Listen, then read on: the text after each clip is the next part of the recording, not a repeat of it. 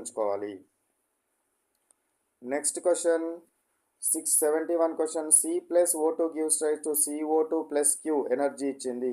This is a reaction of energy release అయింది release అయింది కాబట్టి ఏంటిది ఎగ్జోథర్మిక్ రియాక్షన్. సో నెక్స్ట్ ఇది ఒకవేళ ఎనర్జీ అబ్జార్బ్ అయితే ఎండోథర్మిక్ రియాక్షన్. ఇవి కెమికల్ రియాక్షన్, అన్నీ కూడా కెమికల్ రియాక్షన్సే. సన్లైట్ సమక్షంలో కనుక జరిగితే ఫోటోకెమికల్, కాబట్టి సన్లైట్ సమక్షంలో జరగడం లేదు. సో ఇదేంటిది మనకు కెమికల్ రియాక్షన్ ఆన్సర్ వస్తుంది, ఈ ఆన్సర్ వస్తుంది, రెండు ఆన్సర్ 2, 3 వస్తాయి. కానీ ఇక్కడ 2, 3 ఆప్షన్ లేదు కాబట్టి మోర్ ప్రాబబుల్ ఆన్సర్నే మనం సెలెక్ట్ చేసుకోవాలి. అంటే ఈ కెమికల్ ఈక్వేషన్ ఎక్కువ ఇన్ఫర్మేషన్ ఇచ్చేది ఎనర్జీ రిలీజింగ్ గురించి ఇస్తుంది కాబట్టి our answer must be exothermic reaction.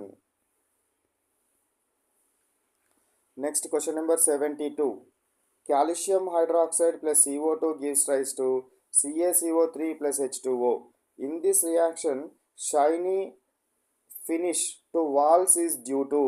So మనము గోడలకు వైట్ వాష్ వేసినప్పుడు, సున్నం వేసినప్పుడు ఉపయోగించేది కాల్షియం హైడ్రాక్సైడ్ను ఉపయోగించి గోడలకు కనుక సున్నం వేస్తే ఈ గోడలపైన సున్నం పట్టుకొని మనకు అప్పుడు వేయగానే ఫుల్ వైట్గా ఉండదు, కొంచెం బ్రౌనిష్ కలర్లో ఉంటుంది. కానీ ఇది ఎప్పుడైతే వాతావరణంలో ఉన్న కార్బన్ డైఆక్సైడ్తో రియాక్షన్ అవుతుందో అప్పుడు ఫుల్ వైట్ కలర్లోకి మారుతుంది.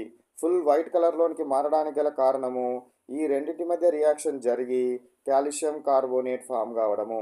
కాబట్టి వైట్ షైనీ ఫినిష్ ఇచ్చేది ఏమిస్తుంది? Calcium carbonate.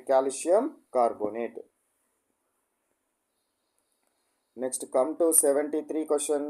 The enzymes responds for the change of color of cut apples and bananas. అట్లాంటివి మనకు బ్రింజాల్స్ ఇట్లాంటివి కనుక మనం తీసుకున్నట్టయితే, ఈ విధమైనవి కనుక మనం తీసుకున్నట్టయితే మనకు ఏవి వాటి యొక్క కలర్, మీరు యాపిల్ ఉందనుకోండి, యాపిల్ని కట్ చేసి పెట్టండి, కొద్ది కాలం తర్వాత ఇదంతా పైన సర్ఫేస్ అంతా బ్రౌన్ కలర్లోకి మారిపోతుంది. అదేవిధంగా బనానా ఉందనుకోండి, బనానాను పొట్టు తీసి పెట్టండి, బ్రౌన్ కలర్లోకి మారిపోతుంది.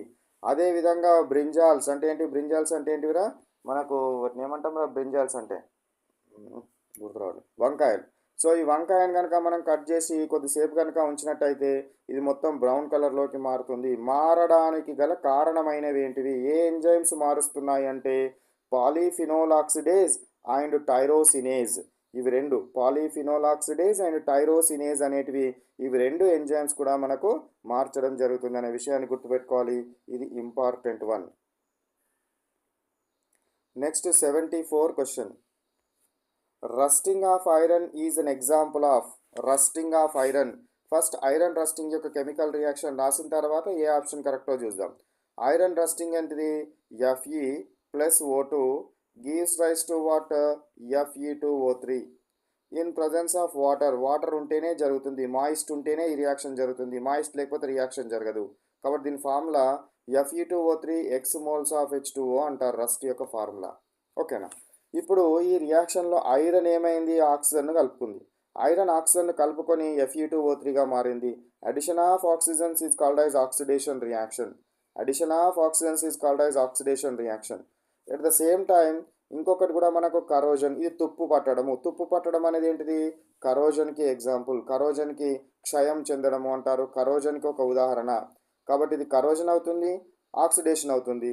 కానీ ఇందులోపల మనకు కరోజన్ అండ్ ఆక్సిడేషన్ వచ్చిన తర్వాత బోత్ అనే ఆప్షన్ లేదు కాబట్టి మోస్ట్ ప్రాబబుల్ ఆన్సర్ ఇది కరోజన్కి ఎగ్జాంపుల్. ఏ టెక్స్ట్ బుక్లో చూసినా కరోజన్ కింద ఎగ్జాంపుల్ ఉంటుంది కాబట్టి మనం కరోజన్ను సెలెక్ట్ చేసుకోవాలి. రెండు ఆప్షన్స్ వచ్చినప్పుడు ఎక్కువ ప్రియారిటీ ఉన్నదాన్ని సెలెక్ట్ చేసుకోవాలి. Corrosion is the correct option. Next 75 question.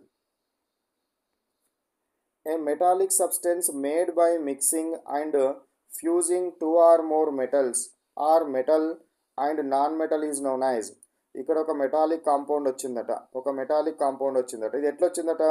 రెండు మెటల్స్ కలవడం వల్లనన్నా లేదా మెటల్ అండ్ నాన్ మెటల్ కలవడం వల్లనైనా వచ్చిందట. కానీ దీని మధ్య ఏ విధమైన కెమికల్ రియాక్షన్ ఉండదు, మిక్సింగ్ మాత్రమే, కెమికల్ రియాక్షన్ ఉండదు. మిక్సింగ్ అండ్ ఫ్యూజింగ్ అంటే లిక్విడ్గా మార్చి ఒకదానిలో ఒకటి కలిసిపోయేటట్టు చేస్తారు కానీ కెమికల్ రియాక్షన్ జరగదు. ఇట్లా రెండు లేదా అంతకంటే ఎక్కువ మెటల్స్ యొక్క హోమోజీనియస్ మిక్చర్ని ఏమంటారు? అల్లాయ్ అంటారు. అదేవిధంగా ఒక మెటల్ ఒక నాన్ మెటల్ యొక్క హోమోజీనియస్ మిక్చర్ అయినా కూడా అల్లాయ్ అని అనడం జరుగుతుంది. అల్లాయికి ఎగ్జాంపుల్ చెప్పండి, బెస్ట్ ఎగ్జాంపుల్ బ్రాంజ్. బ్రాంజ్ అంటే ఐరన్ మరియు కాపర్లు కలిసి ఉంటాయి. ఐరన్ మరియు కాపర్లు కలిసి ఉంటాయి. స్టీల్ ఐరన్ మరియు కార్బన్ కలిసి ఉంటుంది. అందులో టిన్ ఉంటే అందులో ఎస్ఎన్ ఉంటే ఎస్ఎన్ స్టీల్ అనడం జరుగుతుంది. కాపర్ ఉంటే కాపర్ స్టీల్ అంటారు. మ్యాంగనీస్ ఉంటే మ్యాంగనీస్ స్టీల్ అంటారు. మేజర్ కాంపోనెంట్స్ అయితే ఐరన్ అండ్ కార్బన్ స్టీల్ లోపల.